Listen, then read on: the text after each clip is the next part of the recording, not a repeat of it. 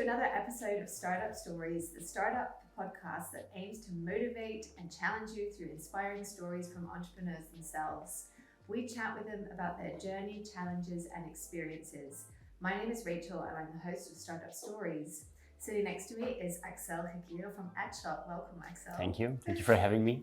Axel got a master's degree in corporate communication at KU Leuven. He founded Adshot in 2007 here in Leuven, and he also serves as a guest lecturer in UCLL Smart Minds and at the LAKEY Business School. Adshot is an influencer marketing agency that reaches audiences around Belgium and the Netherlands through social media. All right, Axel, we're going to start straight away with a little quick fire round Great. to get to know you and Adshot. The number of services you have. I think about 5. And the number of clients. Last year, I think it will be around 30. Number of products you sold last year, or services, sorry.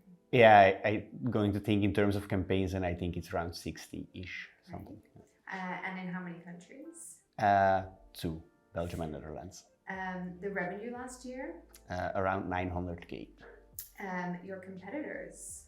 Other influencer marketing agencies or marketing agencies that offer influencer marketing like B-Influence, E-Influence, and probably a couple of others, Influo, for example. Mm-hmm. And how does Adshot differ? So firstly, we have our own technology that we've been building since 2017 that is tailored to how we work with influencers, our methodology of working with influencers, that's one. And the other is, of course, innovation, not only in the technology, but also in the services that we offer. So we just keep an eye on trends, things that are happening. We're one of the 2 first TikTok creative exchange partners in Belgium, for example. So we try to stay ahead of the innovation curve and offer it to our clients as quickly as possible because it's a fast changing landscape, of course. Yeah, I imagine. Yeah. What does it cost to make your service, to produce it? Basically, it's a combination of course, paying influencers on one hand. On the other hand, of course, it's man hours and building, and also hours of allocation to developers who build actually our platform. Okay. What's your customer acquisition cost? That's a difficult one to answer because it varies a lot. Sometimes you have recurring clients, but I think the big cost lies in events and these kind of things that you have to answer. You have to get access to and pay the fee for these kind of things and some marketing things. But it's really hard to get a really good estimate because it really varies a lot. Yeah. And what do you charge for your services? The main projects go around 10 to 30K, let's say. That's the ballpark figure of our standard campaigns, let's say. Yeah. What's your marketing spend? Our marketing spend, I think, is around 5 to 10K a year. For events, also some other advertising, like on social or on Google advertising, for example. Mm-hmm. And how is your startup financed? We had a seed round in 2019 because we actually started as a SaaS company and we've turned into an agency with a technology behind it. And we were an investment team of smart investors like Stefan Bellegem, who's quite well known in Belgium, yeah. Peter Janssens as well, and iStart, for example. So that's was our initial funding round, and by then we were able to, let's say, make money ourselves from that from then on, and from now we're self-sufficient, let's say. Nice, congratulations. Thanks.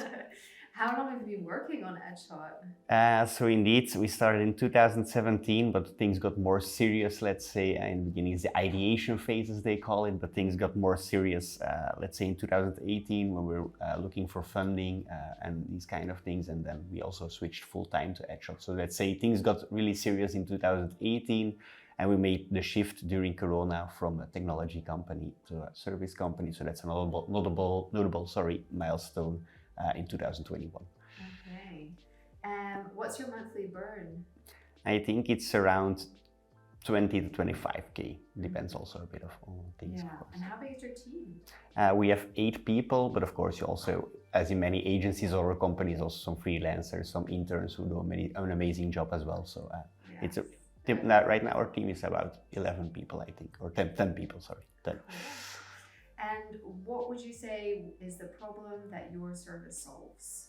So the problem is actually that traditional people don't watch traditional television anymore, and younger people interact with media completely different than previous generations did.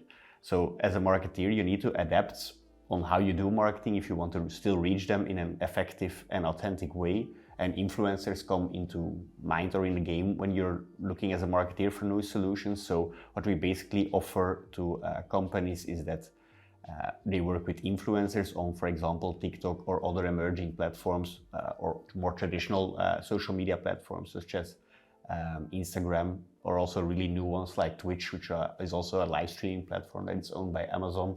And we always try to guide brands in how can we do it in an authentic way, how can we work with right influencers. So we even do campaigns that are in the metaverse and these kind of things to really reach the young audiences. So we really try to, let's say, immerse the brands into what is the new generation thinking, what is their way of engaging with media, and how can you actually build your marketing campaigns via influencer marketing upon these new emerging trends. Okay. Let's get a little bit deeper into Adshot. Some other questions. You're using a very new, evolving world of social media, as you say, different platforms, things that are still very far from my bed show kind of thing. Influencers, but I'm curious, are there still some traditional startup strategies that you have continued to use? Sure, definitely. I think we're also with, I think it's even 9 people if I remember now. It varies quite quickly, but we're still a small team and we still try to indeed adapt the methodology of a startup. We're an agency in a fast evolving landscape. You need to be adaptive as quickly as possible. So, for example, the lean methodology from Eric Rice, the famous book for all startups, we still use it. Like if we have a new concept, what we sometimes do is, for example, last year we provided free consultancy sessions or inspiration sessions that we gave at companies. We didn't create a session in advance or all these things. We just made a website, we put some advertising behind it and see if whether or not it works. These kind of things is still like the more startup-y approach, let's say. So we don't always try to, like big companies, have everything in place. We just try to go and sometimes just quickly analyze whether something is working or whether sometimes things are not working. So it's still that approach that we use. Yeah. Also in development, the same thing. So still very flexible. Yeah, indeed. I think also we need to be flexible because also our technology is built up around, via APIs, it's a bit technical, but around these new social media platforms. So we have to quickly be able to adapt if, for example, a new social media platform comes on and brands might be interested in working with influencers there. Of course, we use our own technology to manage our own campaigns, and influencers also use that technology to manage campaigns from their side that we offer to them. So of course, we need to be able to flexibly respond in a lean and mean way to offer it as quickly as possible, although we have to integrate it into our technology. So these are indeed like still kind of startup vibes, of course, and also our team is quite young, so we go for the weekly drinks or we try to, we do team building, stuff like that. So we try to have things fun, not always too serious. We also have a flat hierarchy of, so there's not really a boss, let's say, or something like that. Of course, we're the co-founders, but everybody's equal, from intern to senior to co-founders. So. Oh, sounds really interesting, because I was indeed thinking like flexibility, then that sits with the team then, and you could be doing something one day and you have to completely change your role and your responsibilities and your things the next. True. Is that a certain mindset? Is it like, how do you make sure that is ingrained? Yeah, so basically it starts with recruiting. We really look for people who can work independently and also are really eager to learn new things and to take up new tasks and can carry the burden a bit of having all that responsibility. So we really say to also for interns from day one, from developers to more marketing profiles who are an intern, we just put them in the field, let's say, and they have to learn by doing, and there's no thing. Also, it's on our wall where we work. Like failure is not a bad thing; it's a learning thing. So that's the kind of from recruiting to when we onboard people. This is actually our message that we have. We also have our own onboarding documents, and we're also kind of clearly try to communicate a bit how we think, and of course communicate that learning is okay, and of course, but you can only learn by doing, and so voilà. Super interesting. And then using, these modern technology platforms, you already mentioned you had to switch from being SaaS to the agency. Are there other like trial and error strategies that you have faced up till now? Yeah, I think the main one was indeed the SaaS that you named. So our initial plan back in 2018 was to actually, you didn't really have a lot of influencer marketing platforms back then, where an influencer marketing platform connects brands with influencers, and it's just offering that technology as a service, let's say. So that's SaaS, of course. And we kind of saw there that there was more demand for expertise. So there was not really a point in having brands on there if they didn't know what to do on the platform, because you also need, what is the strategy, what do I need to ask of influencers? And this is something you can't ingrain. Maybe right now with AI you can, but back then you couldn't really think like, okay, you needed also the expertise. But that's what we always been doing. We always, although we were a SaaS in the beginning, we always did campaigns as services as well to learn in the first phase on. Of course, we need to do campaigns ourselves to then see how can we add it to our technology and how can we streamline our technology by adapting the technology to the learnings that we had from our services. So in a sense, that's a bit of a thing a big pivot, let's say, or an obstacle that we faced. But of course, as we were really close connected with clients, we heard the message on time and then saw like, okay, where is the opportunity? Opportunity lies in a combination of expertise and technology. So that's a big obstacle that we have overcome.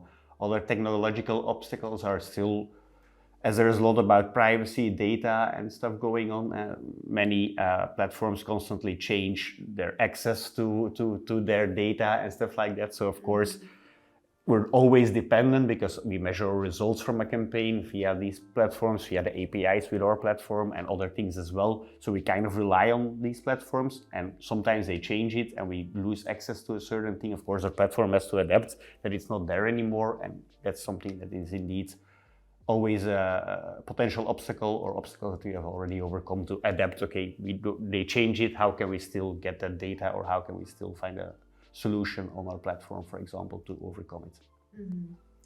While I'm sitting here, I'm thinking maybe this is a little bit too far out there. The world of influencers, let's make it a little bit more tangible. Sure. Can you give an example of what a customer comes to you for? Like, is it like, I want to pay an influencer to use our product on Instagram? Is that as simple as it is? Or? No, it can be, of course, but typically a company, because we also work with, let's say, a bit bigger companies in Belgium, or the bigger international companies who want to have a marketing activity in Belgium or the Netherlands. So they come with a marketing plan. The first thing that we do is we translate that marketing plan into an influencer marketing strategy, because it's not a one-on-one translation exercise, because of course, like I said, you have to adapt your marketing to younger audiences. And then it kind of depends.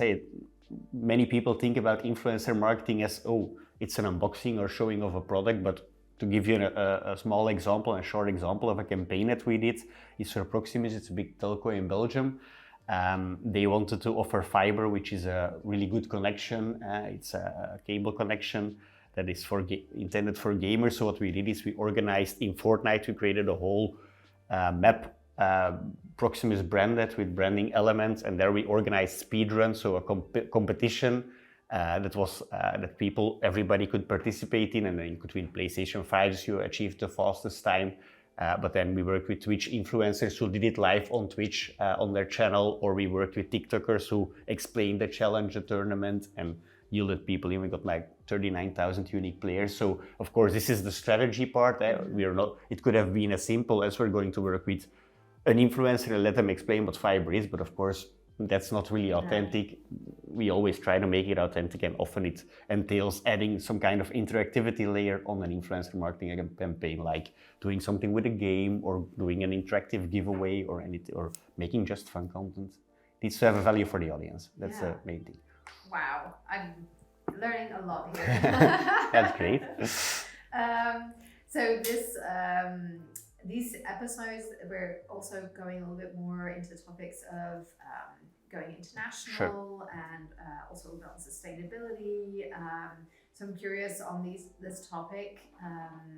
what has your strategy evolved to maybe expand internationally? I mean, did you start in Belgium or just in the Netherlands and then move country? What is the strategy there? Yeah, so initially what we thought is we aimed for the world directly, let's say, so we aimed globally from the beginning when we were still a platform. But then we realized already like the whole world is a too big market, and of course we don't have the budgets to reach everybody who is potentially interested in influencer marketing. So we wanted to start with the low-hanging fruit, which was, in our opinion, people who on one hand create gaming content, influencers specifically who create gaming content on YouTube or on Twitch or on other platforms, but back then it were the two main social media platforms on which you could find gaming content. And on the other hand, gaming companies or game developers. So this was our, let's say, niche in the global audience. You went from like this to... to really niche. And then we say like, okay, if we can tackle this, then we can tackle other verticals. Also TikTok came along afterwards, which also made certain things more mainstream, of course. But that's the first thing. And we thought it was a smart decision, and it was a smart decision. However, what we learned, and I think a lot of things you learn from failing, like I said previously, is that game developers, if you have a SaaS, you need, you talked about customer acquisition cost and these kind of things. For them as well, it's quite hard for us, it's not like a sign-up process. Like we still had to do the sales talks with every one of them. And although on the other hand, we had to make a lot of effort to convince them, but on the other hand, they didn't have the biggest budget because sometimes for smaller gaming companies or these kind of things. So we saw that a SaaS there was also not a solution. And then we also by then have decided to focus on the Belgian and the Dutch markets, Netherlands as well. Okay, really pivoting. Really from global gaming to influencer marketing to younger people in Belgium and the Netherlands, indeed. Okay. Since technology plays a crucial role, how have you seen it impact your clients both in Belgium and the Netherlands? Is there a difference? Yeah, so typically, safe to say, in Belgium we kind of lag a bit behind when it comes to adapting technology. We also see the same, for example, the biggest thing I can think of is TikTok. That came along as a new technology, as a new entertainment company, as they call themselves as well. And then of course it's a lot of advocating. Also Twitch is also still, although it's even way older than TikTok, many people don't know it. So it's a lot of playing the advocating role, inspiring brands first, and then after a while you see that they come back to you. But of course it takes a long time before they get approval to put it in next year's marketing plans. And of course it's not something that you pitch today and happens tomorrow. So that's a bit, a lot of educating. But then once they see the impact, then they indeed. I think the first thing you always need to have in any country, I think you need to have it per country, is a reference case. Like, okay, we did this, and then people can relate, see the numbers, see that it worked, and have a feeling like this is what I also want.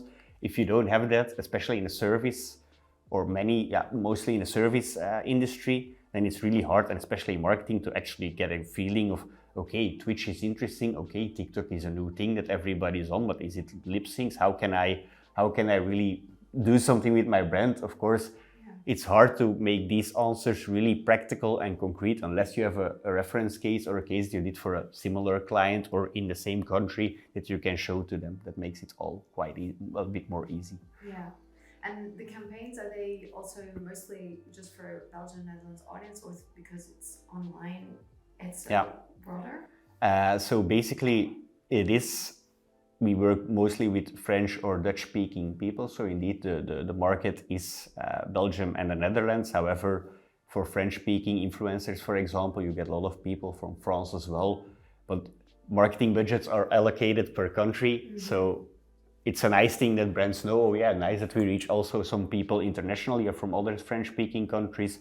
But they kind of focus their budget on what was actually in the country that I use the marketing budget for, what was the yield there. You also have these kind of technologies on TikTok and Instagram where you can push influencer content and where you can also determine, it's called Spark Ads or Instagram branded content. That's super technical maybe already, but there you can see who should actually see the content of the influencer. So then you can localize it a bit. I think now with AI, that is with all the dubbings and all the things you see, that all big creators like Mr. Beast, for example, also have separate channels just focusing on localized content. It's actually the same content, but it's with AI translated to other markets. I think that's something we will also see in the future that makes internationalization a bit also for sales process. If you create a product video or you as a founder of a technology company create a video in your own language first, but then you see, oh, it's also working in France,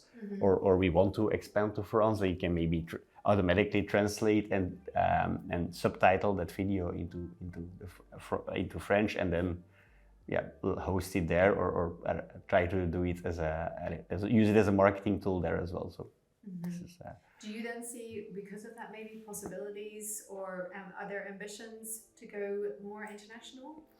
Yeah, definitely. I think there our technology plays a crucial role, because what kind of is a limiting thing right now to expand to other markets, of course, there's always the cultural difference. If you do something in Belgium or you do something in Canada, for example, just naming a country, it's a completely, you don't understand the culture, you need people there. So that's especially if you are in a situation where you think that the differences are bigger and it will impact your service or whatever you're offering, then you need somebody who's there. So, and can you repeat the question maybe, because I kind of forgot where I was leading to. The ambitions. So what we basically have to put in place first is we have to make our technology bulletproof, and our methodology of how we always do influencer marketing campaigns, regardless of what the actual campaign will look like. There are certain steps that we always follow, and our technology follows along. I think if we want to expand, we have to offer that technology to a partnered agency in other countries who have that cultural knowledge, who speak the language, of course, because let's go for Poland, for example. I don't understand the language, so I can't do influencer marketing there because I don't know what the creators or the influencers are saying. So I think for us, it will be, and I think for many SaaS companies actually, or for many entrepreneurs, first get your facts straight in your own industry. For us, it's the methodology and the technology, and then try to find partners or set up, if you're really lucky and received a lot of funding, set up stores in other countries as well. But I think for most companies, it's not something, hey, we have a technology and it will be opened everywhere, especially not in the B2B industry. I think that's B2C maybe, but B2B, that's a bit of a harder challenge to just operate in Belgium and say, oh, we're going to reach the globe. That's will be more difficult than you will think in advance. Sounds like maybe even like a franchise business. Yeah, voilà, the Adshot franchise. And voilà. McDonald's did it, so I can't be. Have you seen the other like big challenges on an international level? I'm hearing now from what you're just saying, like actually it's, even though we've got globalization, it's actually also localization, like making it super relevant. For you as a business, are there any other challenges that you've experienced even between like Belgium and the Netherlands? Yeah, but even now, maybe I can already answer on a global level what is happening, for example, in the US around TikTok, that they might even ban it and these kind of things. Also, for example, when we do a lot of campaigns for the government, but people here in Flanders, I think it's only, or in Belgium, I don't know, people who work for the government can't use TikTok. So all these kind of bigger decisions, and every country will have these kind of things. In the US, this is the ruling for social media. Or also regarding privacy, when sometimes we often work with data that we get from people who watch it or who want to leave their data for a marketing campaign. In each country it's different, the laws are different due to privacy, or the laws are different how people can use social media. So I think these are always obstacles when you go to a different country, that you have to kind of investigate really in advance for everything that is relevant for your business. For us, it's social media, and of course, how do we work with data that we get from people who watch or engage with our marketing campaigns, the customers? How can we really do it in a compliant way to what is actually in place in the law there in that country? Wow, I've learned so much, Axel. Thank you so much for coming by and talking to us today. It was a pleasure, and thank you for having me, of course.